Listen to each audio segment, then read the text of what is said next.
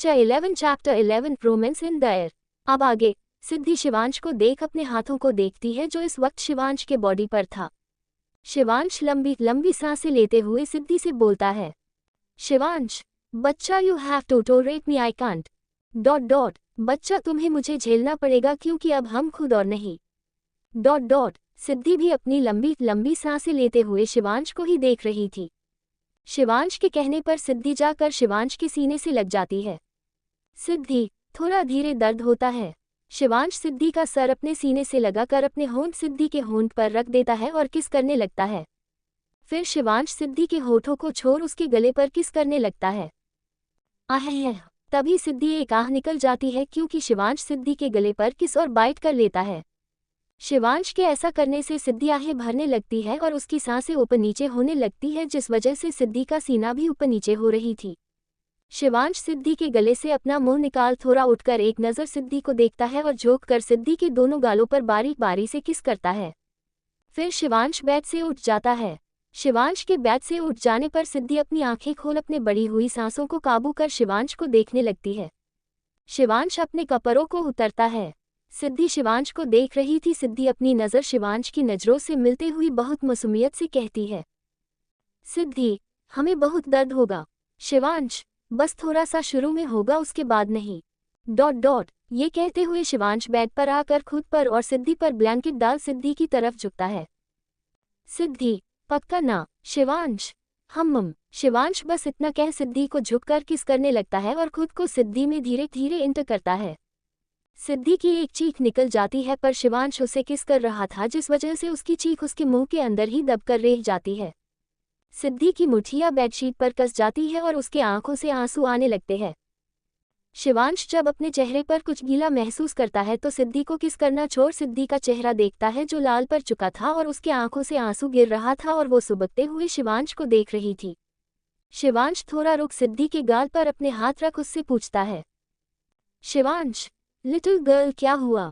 सिद्धि दर्द हो रहा है डॉट डॉट। शिवांश थोड़ा झुक सिद्धि के होंठों को हल्का किस करके कहता है, शिवांश लिटिल गर्ल बस थोड़ा सा दर्द होगा, ये आपका दूसरा बार है ना, इसलिए कुछ देर बाद दर्द नहीं होगा डॉट डॉट। सिद्धि सुबकते हुए, सिद्धि सच्ची। शिवांश मुच्ची डॉट डॉट। सिद्धि अपना सर हाँ में हिला देती है।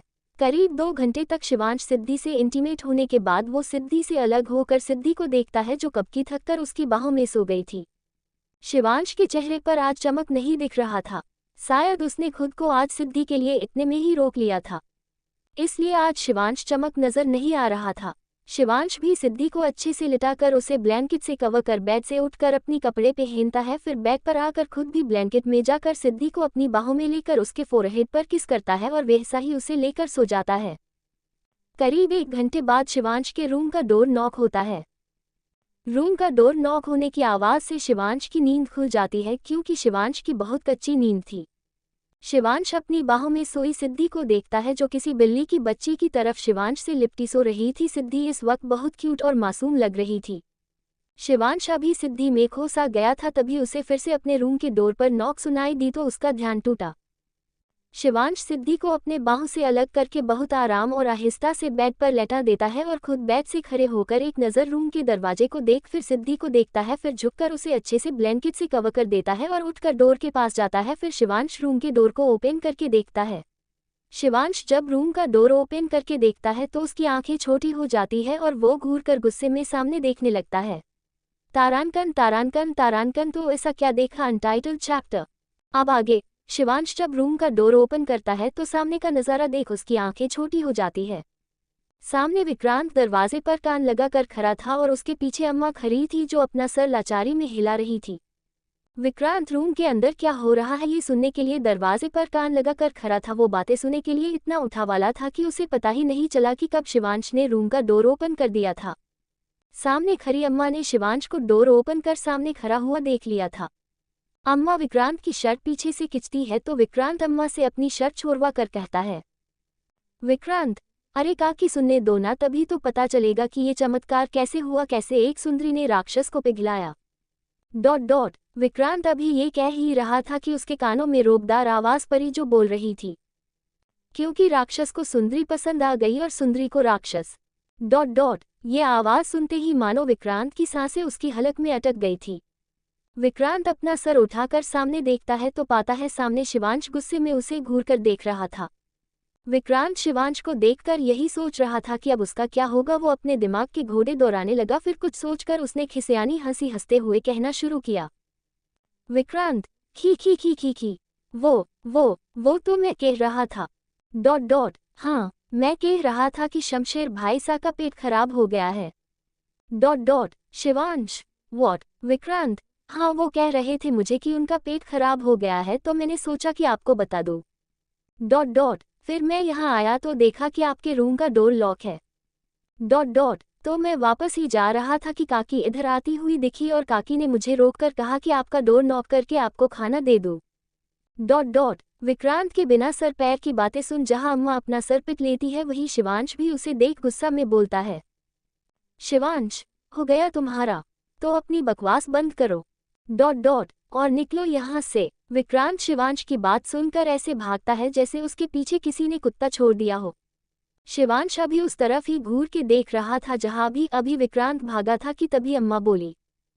अम्मा, बाबा थम उसका छोरो जे लोथारे और बिदनी के वास्ते खाना लाईसु जे मैं इसने अंडर रख दूसू। शिवांश, इसे हमें दे दीजिए। शिवांश के कहने पर अम्मा वो खाने जो अपने साथ लाई थी वो शिवांश को दे देती है और वहां से चली जाती है। शिवांश खाने की ट्रे लेकर आता है और रूम में सोफे के पास रखी टेबल पर खाना रख वापस रूम का डोर लॉक करता है। फिर रूम में आकर वॉशरूम में जाकर अपना हैंडवॉश करता है और दोबारा रूम में आकर खाने की ट्रे टेबल से लेकर बेड के पास जाता है और बेड की साइड टेबल पर खाने की ट्रे रखकर बेड पर बैठ सिद्धि के सर को बारे प्यार से सहलाकर उसे उठाता है। शिवांश, लिटिल गर्ल उठ जाओ। सिद्धि को समासा कर दूसरे तरफ घूमकर फिर सो जाती है। शिवांश सिद्धि की ये हरकत देख मुस्कुरा देता है। फिर सिद्धि के और करीब जाकर उसे अपनी गोद में उठाकर बैठ जाता है। सिद्धि शिवांश का स्पर्श पाकर शिवांश से और चपक कर उसके सीने में अपना सर घुसकर उसकी गोद में ही सो जाती है। शिवांश सिद्धि के बालों में हाथ डाल उसके सर को बहुत प्यार से सहलाकर कहता है। शिवांश, बच्चा उठ जाए, क्या आपको भूख नहीं लगी? देखो खाना आ गया है, पहले खा लीजिए फिर सो जाना। ओके। सिद्धि, हमें नहीं खाना, हमें सोना है। सिद्धि अपनी नींद में अलसाए आवाज में बोलती है और शिवांश के सीने पर अपने नाक को रगड़कर उसे और चिपक कर सो जाती है। सिद्धि के ऐसा करने से शिवांश खुद पर से कंट्रोल खो रहा था। शिवांश लंबी सांसें लेकर छोड़ता है और सिद्धि का सर अपने सीने से निकालकर उसके चेहरे को अपने हाथों में पकड़कर कहता है। शिवांश, जान खाना तो खाना पड़ेगा ना, नहीं खाने से आप वीक हो जाओगे। सिद्धि, ठीक है आप ऐसा ही खिला दो, हम नहीं उठने वाले। ये कहकर सिद्धि शिवांश से अपना चेहरा छुराकर फिर से शिवांश के सीने से लगकर सो जाती है। शिवांश एक लंबी सांस छोड़कर एक नज़र साइड टेबल पर रखे खाने की ट्रे को देखता है, फिर एक नज़र अपने सीने से लगी सिद्धि को जो अभी एक बिल्ली की बच्ची लग रही थी। शिवांश साइड टेबल से खाने की ट्रे को उठाकर खाने का निवाला बनाकर सिद्धि के मुंह में खिलता है। सिद्धि नींद में ही खाने को अपने मुंह में रखकर खाने लगती है। शिवांश सिद्धि की ऐसी हरकत देख मुस्कुराकर अपना सरना में हिला देता है और फिर से सिद्धि को खिलाने लगता है और खुद भी खाता है। सिद्धि भी पूरा खाना वहां ही अपने नींद में ही खाती है। सिद्धि को खाना खिलाने के बाद शिवांश सिद्धि को आहिस्ता से वापस बेड पर लिटाकर उसे अच्छे से ब्लैंकेट ओढ़ा देता है और फिर खुद बेड से उठ खाने की ट्रे उठाकर सोफे के पास वाली टेबल पर रख वॉशरूम जाकर अपने हाथों को धोकर शॉवर लेता है। शॉवर लेने के बाद शिवांश अपने रूम में आकर कुछ अपना लैपटॉप निकाल उसमें काम करने लगता है। करीब 3 घंटे के बाद जब शिवांश का काम खत्म होता है तो शिवांश घड़ी की तरफ देखता है तो पाता है रात के 12 बज रहे हैं। शिवांश अपने लैपटॉप को बंद करके रख देता है और उठकर बेड की तरफ जाता है जहां इस वक्त सिद्धि आराम से सो रही थी। शिवांश बेड पर बैठ सिद्धि को कुछ देर तक देखता है, फिर बेड पर थोड़ा ब्लैंकेट हटा सिद्धि के पास लेटकर खुद के और सिद्धि के ऊपर ब्लैंकेट डालकर सिद्धि को अपने बाहों में लेकर सो जाता है। अगली सुबह एक बड़ा सा मेंशन जिसके बड़े से गेट पर सुनहरे अक्षरों में लिखा हुआ था मेहरा मेंशन। वो मेंशन बहुत ही बड़ा और खूबसूरत था। उसके गार्डन में झूला लगा हुआ था और बैठने के लिए सोफे और कुर्सियां रखी हुई थी। वही मेंशन के अंदर से एक औरत किसी पर चिल्ला रही थी। वो औरत चिल्ला के कह रही थी, क्या मतलब है तुम लोगों को नहीं मिली इसलिए वापस चले आए, जब वो कल नहीं मिली उस वक्त क्यों नहीं बताया? कल से ही जब से उसका फ़ोन नहीं लग रहा है तभी मुझे शक हुआ। वो तो आज हमने पता लगाया कि वो परसों रात से ही फ्लैट नहीं पहुंची, हमें जल्द से जल्द उसे ढूंढना होगा। तारांकन तारांकन तारांकन कौन है ये औरत? किसी के ऊपर चिल्ला रही है और क्यों किसकी बात कर? 13 अवतार की सनक। अब आगे सुबह का वक्त, एक बड़ा सा मेंशन जिसके बड़े से गेट पर सुनहरे अक्षरों में लिखा हुआ था मेहरा मेंशन। Dot dot. वो मेंशन बहुत ही बड़ा और खूबसूरत था। उसके गार्डन में झूला लगा हुआ था और बैठने के लिए सोफे और कुर्सियां रखी हुई थी। वही मेंशन के अंदर से एक औरत किसी पर चिल्ला रही थी। वो औरत चिल्ला के कह रही थी, क्या मतलब है तुम लोगों को नहीं मिली इसलिए वापस चले आए, जब वो कल नहीं मिली उस वक्त क्यों नहीं बताया? Dot dot. कल से ही जब से उसका फोन नहीं लग रहा है तभी मुझे शक हुआ। Dot dot. वो तो आज हमने पता लगाया कि वो परसों रात से ही फ्लैट नहीं पहुंची, हमें जल्द से जल्द उसे ढूंढना होगा। Dot dot. इतना कह वो औरत अपने सर को पकड़ वहीं लगे सोफे पर बैठ गई। उस औरत के बगल में खड़ा आदमी जल्दी से उस औरत के पास जा करके उसके बगल में बैठ और उसके कंधों को पकड़ करके कहता है, माया आप फिक्र न करें, हम सिद्धि को ढूंढ लेंगे। जी हाँ, ये औरत और कोई नहीं बल्कि माया जी है। और वो आदमी जो माया से सिद्धि को ढूंढने का कह रहा था वो मुकेश जी, मुकेश मेहरा है, माया जी के हस्बैंड।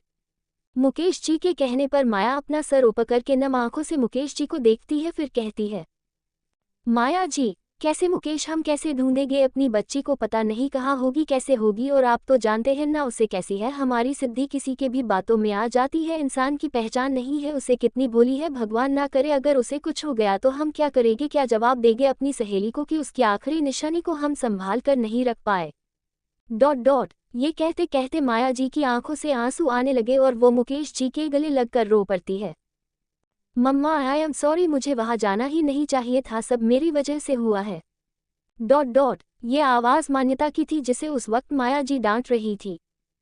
दरअसल हुआ ये था कि जब परसों सिद्धि शिवांश के रूम में गलती से चली गई थी तो उसके कुछ वक्त बाद मान्यता, दया और वाणी वापस अपने टेबल पर वापस आए गई थी, पर सिद्धि नहीं थी, जिस वजह से उन्हें लगा शायद सिद्धि वॉशरूम गई होगी और वो लोग वही सिद्धि का इंतजार करने लगी। पर जब सिद्धि काफी देर तक वापस नहीं आई तो मान्यता को कुछ गड़बड़ लगी और उसने सबको ये बात बताई, तो वो तीनों उठकर सिद्धि को ढूंढने के लिए वहां से वॉशरूम की तरफ गई, पर उन लोगों को वहां सिद्धि नहीं मिली। फिर वो तीनों ने सिद्धि को बहुत ढूंढा पर सिद्धि कहीं नहीं मिली, तो दया ने मान्यता और वाणी से कहा शायद सिद्धि अपने फ्लैट चली गई होगी, तो सबको यही लगा और वो लोग अपने अपने घर चले गए। मान्यता को जब सिद्धि सुबह कॉलेज में भी नहीं मिली तो वो वाणी और दया के साथ सिद्धि के फ्लैट पर गई, पर उन्हें सिद्धि वहां भी नहीं मिली। वो तीनों बहुत डर गए थे। उन्होंने सोच कि वो माया जी को इस बारे में बता देगी, पर किसी की हिम्मत नहीं हुई। अगली सुबह जब मान्यता ने माया जी को बताने का सोचा और वो हिम्मत करके माया जी को सिद्धि के बारे में बताने ही आई थी कि उन्हें सब पहले से पता चल चुका था, क्योंकि सिद्धि को कॉलेज में ना देख माया जी ने उसका मोबाइल लगाया जो कल से स्विच ऑफ आ रहा था। फिर उन्होंने सिद्धि के फ्लैट जाने का फैसला किया, तभी उनका फोन रिंग हुआ और एक गार्ड जिसे माया जी ने सिद्धि का पता लगाने के लिए भेजा था उसने माया जी को कॉल करके बताया कि सिद्धि परसों से ही अपने फ्लैट नहीं आई है। ये सुनकर माया जी को बहुत बड़ा झटका लगा। गार्ड ने उन्हें ये भी बताया कि सिद्धि को आखिरी बार मान्यता, दया और वाणी के साथ कहीं जाते हुए देखा गया था। उतने में मान्यता भी माया जी के सामने आ गई थी, तो माया जी ने उसे गुस्से में सिद्धि के बारे में पूछा, जिस पर मान्यता ने बिना देरी किए सब माया जी को बता दिया। बाकी तो आप सब जानते ही है कि आगे क्या हुआ। Present time. मान्यता के कहने पर मम्मा मुझे माफ कर दीजिए, मुझे वहां जाना ही नहीं चाहिए था, सब मेरी वजह से हुआ है।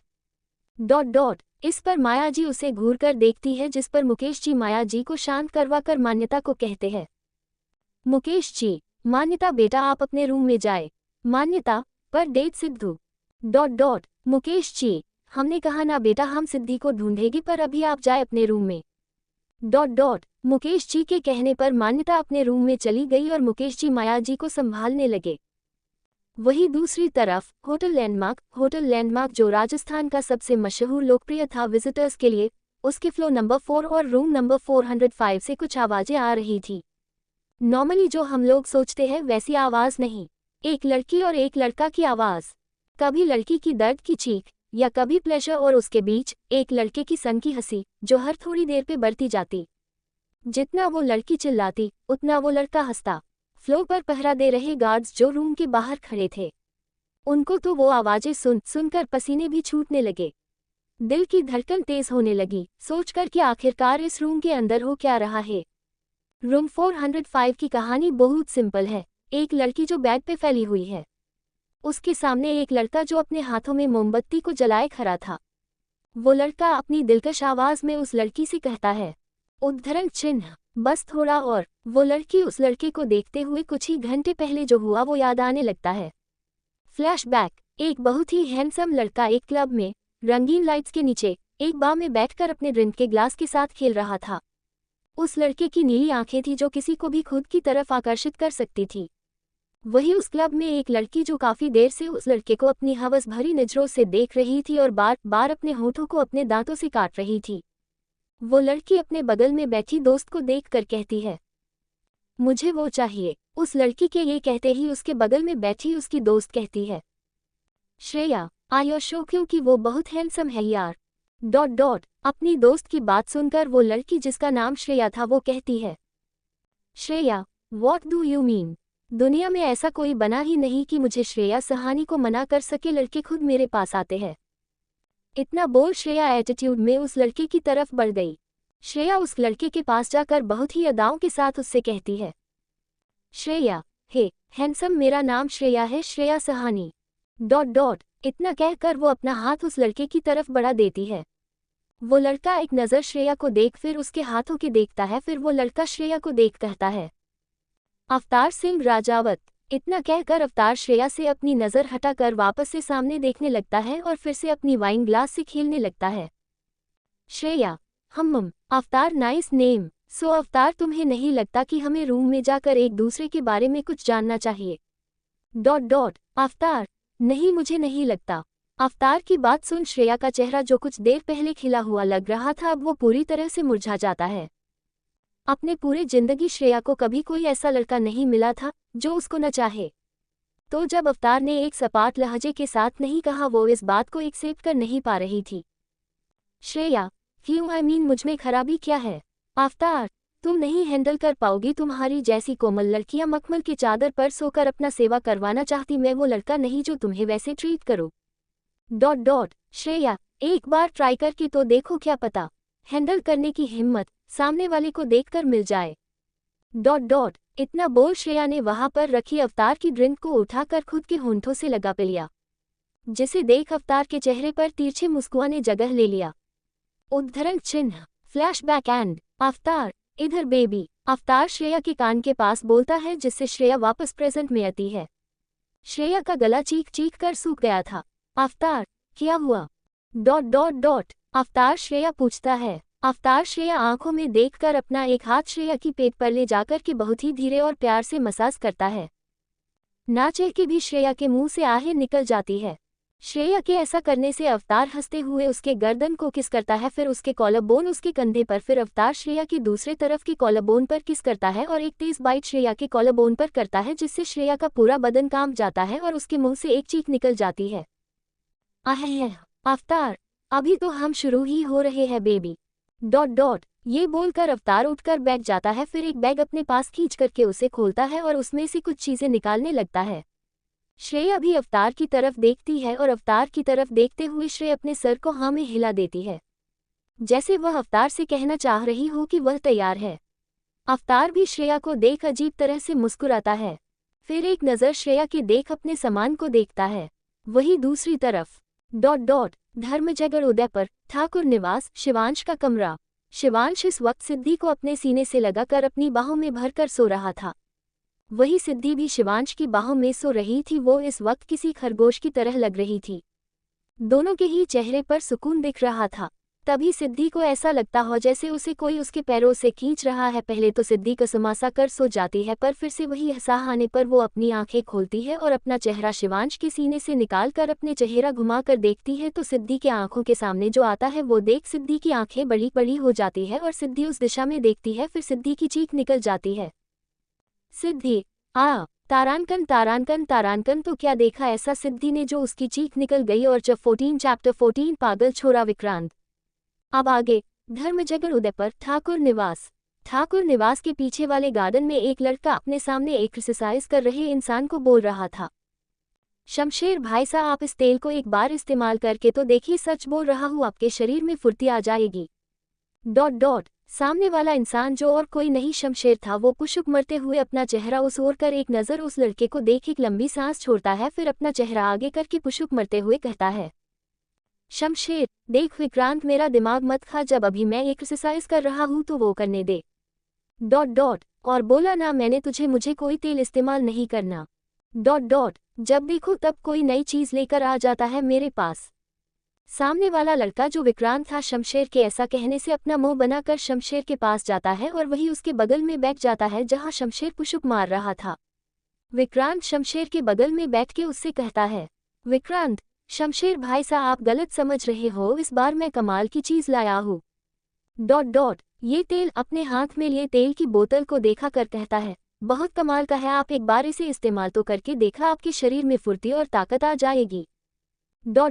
शमशेर, अगर इतना ही कमाल का है और इस तेल को शरीर पर लगाने से शरीर में फुर्ती आ जाती है तो तू ही इस्तेमाल कर इसे, क्योंकि तुझे बहुत ज़रूरत है फुर्ती और ताकत की।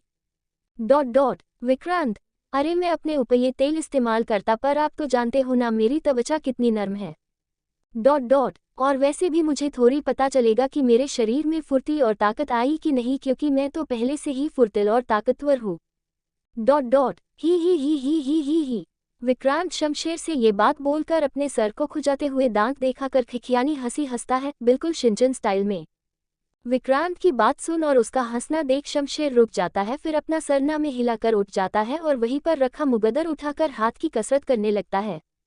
शमशेर को यूं अपनी बातों को अनसुना करता देख विक्रांत भी जमीन से उठ शमशेर के पास जाता है और बोलता है, विक्रांत, शमशेर भाई साहब आप एक बार तेल को देखा तो सही, कमाल की चीज़ है। मैंने सिर्फ आपके लिए खरीदी है, वो भी कितनी मुश्किल से, क्योंकि ये तेल मार्केट में मिलता नहीं है। विक्रांत के बार बार एक ही चीज़ कहने पर शमशेर तंग हो रहा था। शमशेर जानता था कि जब तक वो विक्रांत की बात नहीं मानता विक्रांत यहाँ से नहीं जाएगा और दिन भर उसका दिमाग खाएगा।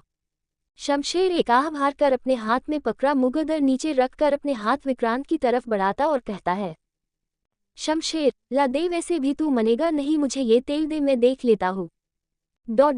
शमशेर के तेल मांगने से विक्रांत खुशी से चहकता हुआ अपने हाथों में पकड़ी तेल की सीसी को शमशेर के हाथों में दे देता है।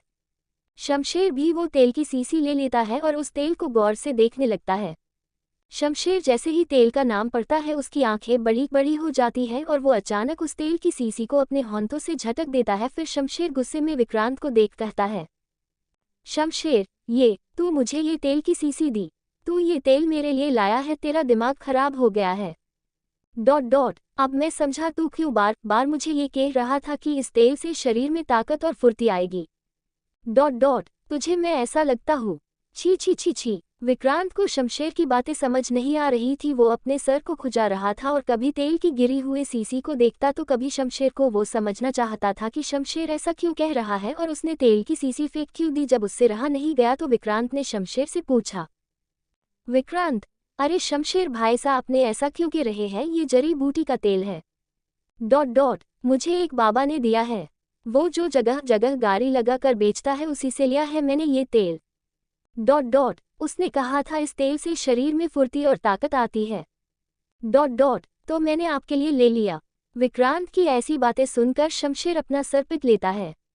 शमशेर गहरी सांस लेकर शमशेर से कहता है, शमशेर पागल छोरा, तू जनता भी है ये किस चीज़ का तेल है। विक्रांत, हाँ भाई सा, कितनी देर से तो आपको बता रहा हूँ ये तेल शरीर में फुर्ती और ताकत लाता है। शमशेर, ये सांड-ऑल है, इससे शारीरिक संबंध बनाने में फुर्ती और ताकत मिलती है। विक्रांत, क्या आया? शमशेर के बताने पर कि ये तेल किस काम का है विक्रांत सदमे में चला गया। कहा बेचारे ने सोचा था कि वो शमशेर को ये तेल तोहफे में दे, कहेगा कि ये तेल उसकी शरीर को ताकतवर बनाएगा, पर बेचारे ने क्या सोचा था कि ये शरीर को तो ताकत देगा पर सिर्फ बिस्तर पर। अभी शमशेर विक्रांत को नागवारगी से देख रहा था और विक्रांत अपने सोच में गुम था कि तभी उन लोगों को एक लड़की की चीख सुनाई देती ही। शमशेर और विक्रांत का ध्यान उस चीख से टूटता है और वो दोनों पहले हवेली की तरफ देखते हैं जहां से चीखने की आवाज़ आई थी, फिर दोनों एक दूसरे को देखते हैं और हवेली की तरफ दौड़ लगा देते हैं। दूसरी तरफ एक फ्लैट के रूम के अंदर से आवाज़ें आ रही थी। उस आवाज़ को सुन कोई भी बता सकता था कि अंदर क्या चल रहा है। आह आराम से, स्लोली रूम के अंदर एक लड़की बेड पर लेटी हुई थी। उसके शरीर पर एक भी कपड़े नहीं थे। वही उस लड़की के ऊपर एक लड़का था। उस लड़के के भी शरीर पर एक भी कपड़े नहीं थे। दोनों लड़का और लड़की के कपड़े वही बेड के नीचे फर्श पर गिरे हुए थे और दोनों लव मेकिंग कर रहे थे। वो लड़का उस लड़की की आहें और सिसकियों की आवाज़ सुन और एक्साइटेड हो रहा था। वो लड़का उस लड़की से इंटीमेट होते होते उसके कान के पास जाकर कुछ बोलता है, जिससे सुनकर वो लड़की जो मधोसी में अपनी आंखें बंद किया है और सिसकिया भी रही थी, वो अचानक अपनी आंखें खोल देती है। उस लड़की की आंखों में अभी गुस्सा और नफरत साफ दिख रहा था। वो लड़की बेडशीट को अपने मुट्ठियों में भरकर अपने दांतों को पीसकर बेहद नफरत से बोलती है, सिद्धि तारानकन तारानकन तारानकन। किसकी चीख सुनकर शमशेर और विक्रांत हवेली के अंदर भागे हैं। आखिर क्या हुआ ऐसा कि किसी की चीखने की आवाज़। चैप्टर 16 सिद्धि का डर, शिवांश की कैरियर। अब आगे विक्रांत की बिना सर पैर की बातें सुनकर शमशेर का दिल चाह रहा था कि वो विक्रांत का सर दीवार में दे मारे और शमशेर के पीछे खड़े बॉडीगार्ड्स अपना सर पिट लेते हैं और ना में अपना सर हिलाने लगते हैं। वही शिवांश का गुस्सा विक्रांत की उलझुल बातें सुनकर और बढ़ जाता है। अभी कोई कुछ कहता उससे पहले सभी को किसी की खिलखिलाती हुई हंसी सुनाई देती है। जब सब लोग उस हंसी की दिशा में देखते हैं तो पाते हैं ये हंसी शिवांश के पीछे से आ रही थी। सबका ध्यान बस शिवांश के पीछे हंसी के आवाज पर था। तभी सिद्धि अपना चेहरा शिवांश के दाहिनी तरफ से निकलती है तो सबका ध्यान सिद्धि पर जाता है। तो सबके सब बस सिद्धि को ही देखे जा रहे थे कि तभी सभी के कानों में एक बार फिर से सिद्धि की खिलखिलाती हुई हंसी गूंजने लगती है। इस वक्त सिद्धि हंसते हुए एक बहुत प्यारी लग रही थी। सब सिद्धि में और सिद्धि के हंसी में बस खोते चले जा रहे थे। खुद शिवांश भी सिद्धि में खोसा गया था। वो सिद्धि की तरफ घूमकर बस एकटक सिद्धि को देखे जा रहा था। कुछ देर तक हंसने के बाद जब सिद्धि को एहसास होता है कि सब उसे ही देख रहे हैं तो वो अपने प्यारी आवाज में शिवांश से कहती है, सिद्धि, शिवांश जी, सब हमें ऐसे क्यों देख रहे हैं? सबका ध्यान सिद्धि की आवाज से टूटता है। शिवांश को जब एहसास होता है कि सब सिद्धि को ही देख रहे हैं तो वो अपनी नज़र घुमाकर सब तरफ देखता है। शिवांश की नज़र जब शमशेर, विक्रांत और उन 4 बॉडीगार्ड्स पर जाती है तो शिवांश की आंखें सर्द हो जाती है। शिवांश गुस्सा अब जवाब दे देता है। वो अपनी सर्द आंखों से सबको देखता है और चिल्लाते हुए कहता है, शिवांश, लगत है तुम सबको अपनी जिंदगी प्यारी नहीं है तभी अभी तक यहाँ खड़े हो। अगर अगले 2 सेकंड के अंदर तुम सब यहाँ से नहीं निकले तो अपने अंजाम के लिए तैयार रहना। शिवांश के ये कहते ही शमशेर, विक्रांत और वो चारों बॉडीगार्ड सब ऐसे भागते हैं जैसे उनके पीछे कोई जंगली शेर पर गया हो और इन सब में सबसे आगे भागने वाला विक्रांत था। शिवांश अभी भी गुस्से से उस दिशा में देख रहा था जिस दिशा से अभी वो सब लोग भागे थे।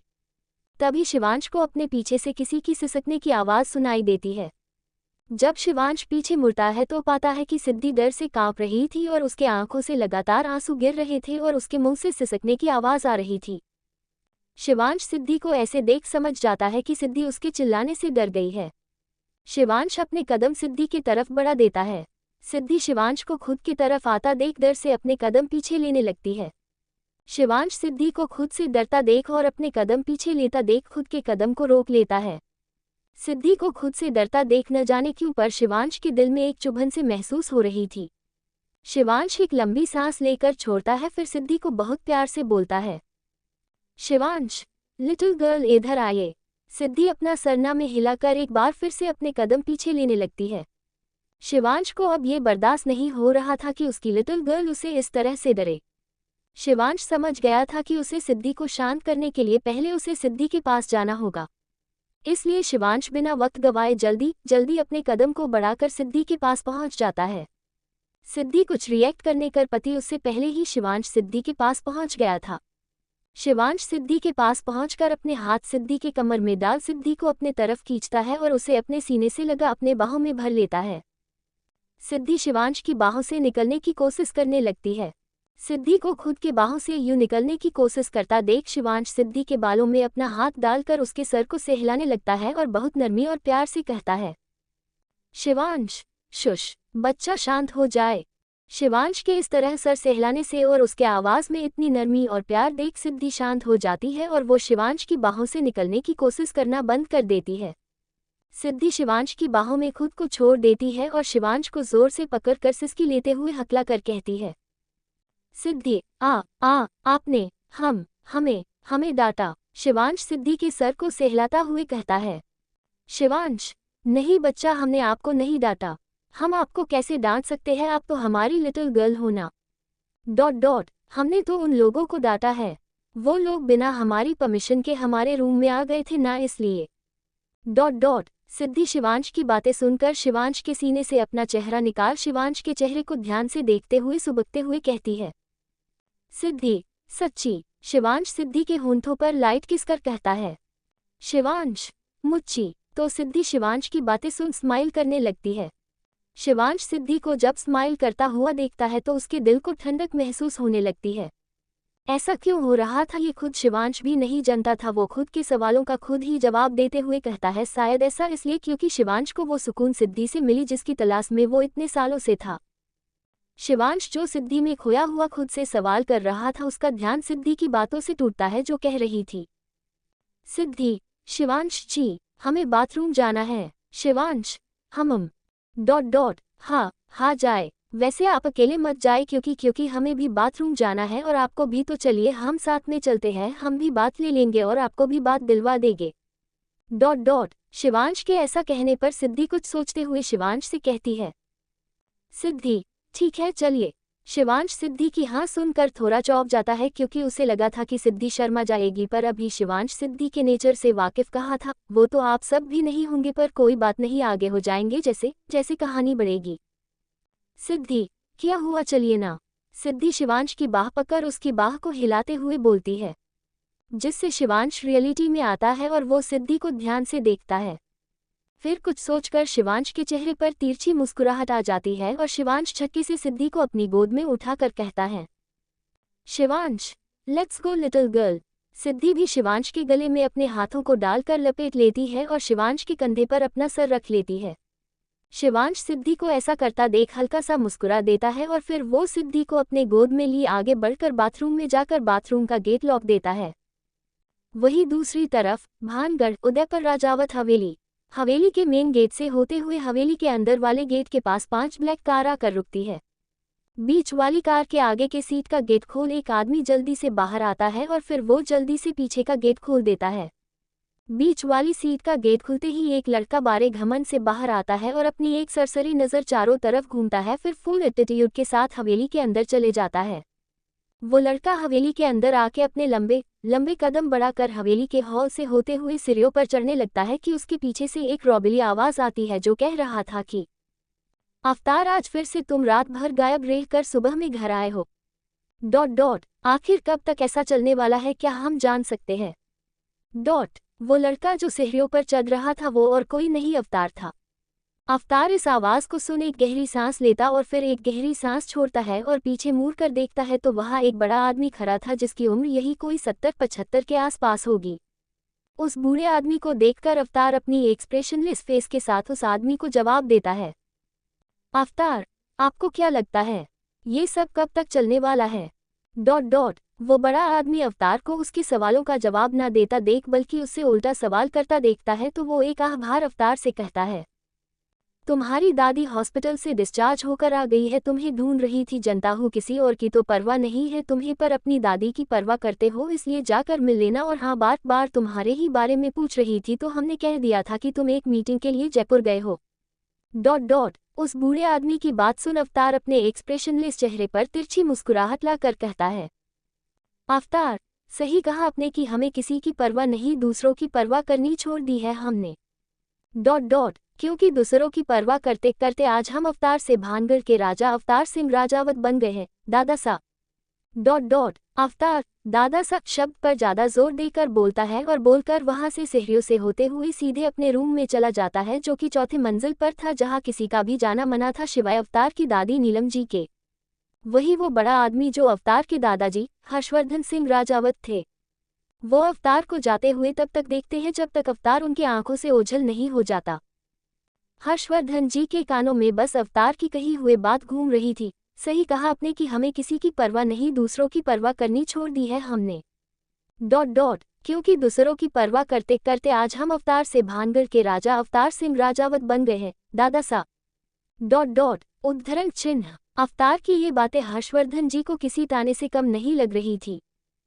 अवतार के वहां से जाने के बाद हर्षवर्धन जी अवतार की सारी बातों को सोचकर 2 बार गहरी सांस लेकर छोड़ते हैं और फिर वो अपने रूम की तरफ चल देते हैं जो कि ग्राउंड फ्लोर पर था।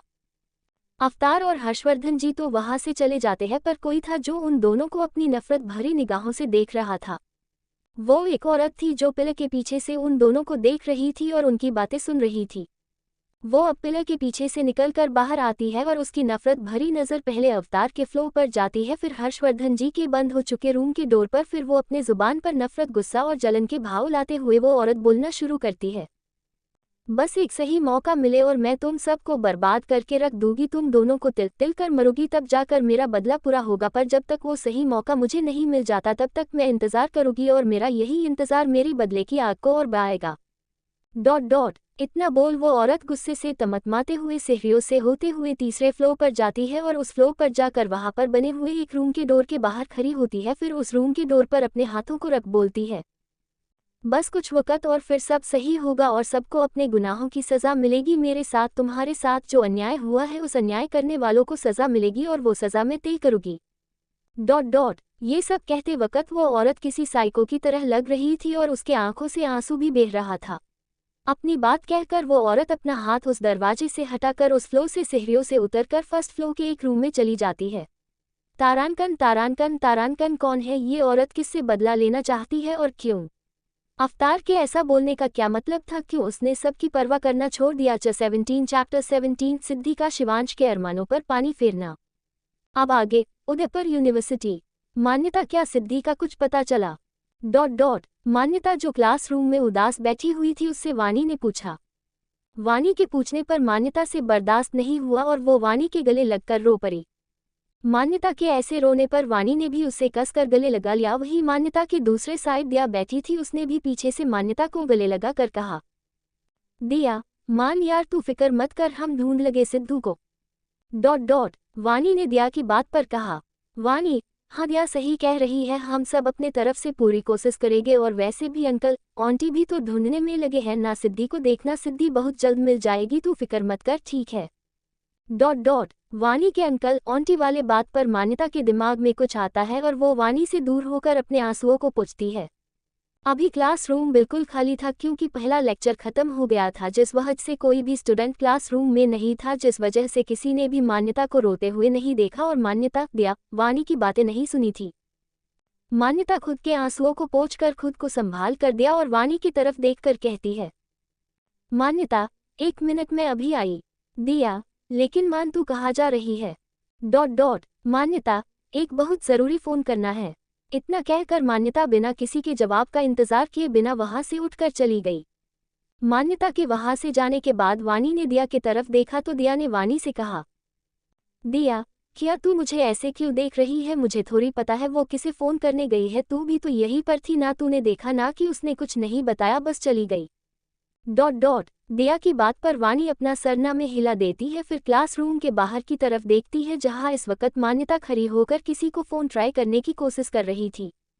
वानी मान्यता को देख कुछ सोच उदास हो जाती है तो वही दिया जो वानी को ही देख रही थी वो वानी से पूछती है, दिया वानू क्या हुआ, तू इस तरह से उदास क्यों हो गई? वानी एक नज़र बाहर खड़ी हुई मान्यता को देख अपना चेहरा दिया की तरफ करके कहती है, वानी, दिया काश उस दिन हम लोग क्लब जाते ही नहीं तो आज सिद्धि हमारे साथ होती ना। दिया, काश यार वो वक्त वापस आ जाता तो बाई गॉड की कसम मैं सब ठीक कर देती। वानी, जानती है दिया, जब हम पहली बार सिद्धि से मिले थे ना तो हमें लगा जैसे हमें हमारा कोई खोया हुआ हमारा अपना मिल गया हो। सिद्धि की बातें, उसकी हरकतें हमें बहुत अच्छी लगती थी, बस 4 दिन में हमें सिद्धि से इतनी अटैचमेंट हो गई तो सोच की मान्यता और सिद्धि तो बचपन से एक दूसरे को जानती है और सिर्फ जानती ही नहीं एक दूसरे को बहनें मानती है। मान्यता की हालत क्या होगी हम अच्छे से समझ पा रहे हैं। दिया से बात करते करते वानी के कानों में एक आवाज गूंजने लगी जो कह रही थी, दिदू हमें पकलो, हमें पकलो। ये आवाज आते ही वानी की आंखों में नमी आ गई और 2 बूंद आंसू वानी के आंखों से उसके गालों पर आ गए, पर वानी ने उन आंसुओं को जल्दी ही पोंछ लिया। वानी की बातों से दिया की भी आंखें ननमा हो गई, पर उसने खुद के आंसू को बहने नहीं दिया। फिर वानी और दिया दोनों मान्यता को देखने लगी जो किसी से फोन पर बातें कर रही थी। वही बाहर खड़ी मान्यता जो काफी देर से किसी को फोन ट्राई कर रही थी, पर अब जाकर उसका फोन कनेक्ट हुआ था। उधर से फोन उठते ही मान्यता बिना उधर की बात सुने अपनी बात कहना शुरू कर देती है। मान्यता, हेलो, कहाँ थे आप, और फ़ोन क्यों नहीं लग रहा था आपका? खैर छोड़िए, मुझे वो सब नहीं जानना, मुझे बहुत इम्पोर्टेंट बात करनी है। आप जहाँ कहीं भी है, आपका काम हुआ है या नहीं मुझे नहीं मालूम, मुझे आप आज उदयपुर में चाहिए बस। इतना कहकर मान्यता फ़ोन रख देती है बिना सामने वाले की बातों को सुने। फिर मान्यता एक नज़र अपने फ़ोन को देख सामने यूनिवर्सिटी के गार्डन देखते हुए अपने मन में कहती है, मान्यता, बस एक बार आप आ जाए, मुझे पक्का यकीन है आप मेरी सिद्धू को ढूंढ दोगे। सिद्धू तू फिक्र मत कर, तेरी मन्या तुझे बहुत जल्द ढूंढ लेगी और प्रॉमिस फिर तुझे कभी खोने नहीं देगी। ये सब अपने मन में सोचकर मान्यता अपने आंसुओं को पोंछती है जो सिद्धि के बारे में सोचते वक्त उसके आंखों से बह निकले थे। फिर मान्यता अपने फ़ोन को अपने जीन्स के पॉकेट में रख क्लासरूम में वापस आती है और वानी दिया की तरफ देखकर कहती है, मान्यता, मैं घर जा रही हूँ, मुझे अब और लेक्चर अटेंड करने का दिल नहीं कर रहा है।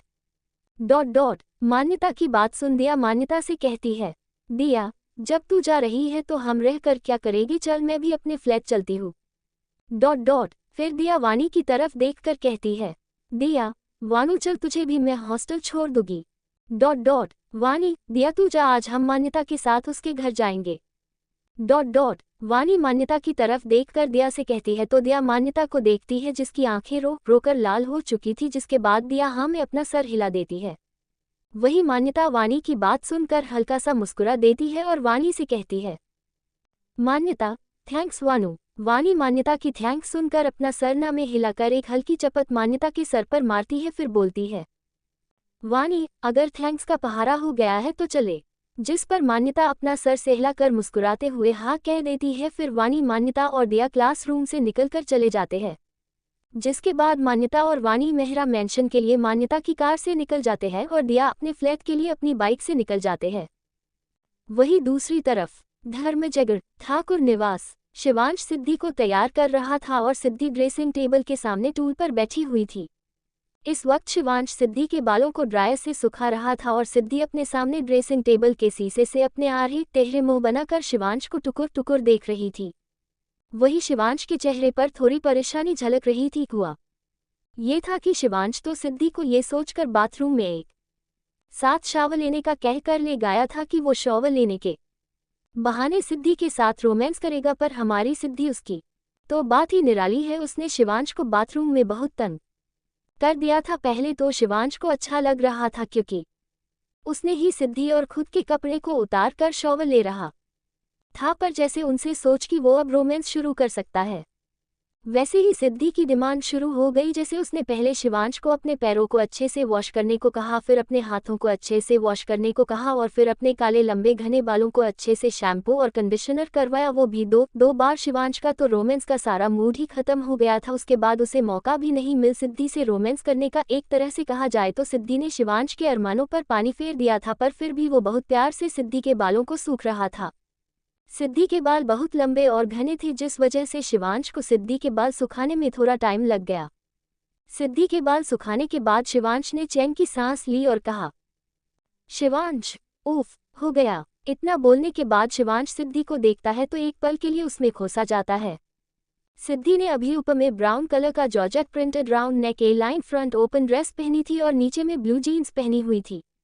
सिद्धि के मांग में शिवांश के नाम का सिंदूर था और गले में शिवांश का पहनाया हुआ SS नाम का मंगलसूत्र था, जो मंगलसूत्र कम और पेंडेंट ज्यादा लग रहा था और मेकअप के नाम पर सिर्फ आंखों में काजल और होठों पर पिंक लिप ग्लास। सिद्धि इतने में ही बहुत खूबसूरत लग रही थी। हालांकि ये ड्रेस शिवांश ने ही सिद्धि को पहनाई थी और सिद्धि को अपने हाथों से शिवांश ने ही तैयार भी किया था, पर वो नहीं जानता था कि सिद्धि इस ड्रेस में इतनी प्यारी लगेगी। शिवांश तो सिद्धि में बस खोता ही चला जा रहा था। शिवांश खुद से ही अपने मन में सवाल करता है, शिवांश, कोई इतना बेमिसाल कैसे हो सकता है? सच में आप मेरे लिए बहुत अनमोल है लिटिल गर्ल। शिवांश सिद्धि में खोया हुआ था और सिद्धि शिवांश को सामने शीशे में से अपनी काली गहरी आंखों से टुकुर टुकुर देख रही थी।